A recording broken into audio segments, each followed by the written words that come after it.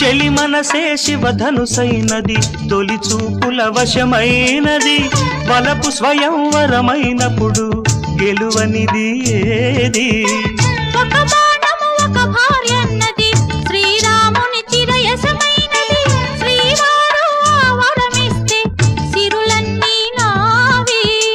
తొలి చుక్కవు నీవే, చుక్కానివి నీవే, తుదిదాకా నీవే, మరు జన్మకు నీవే.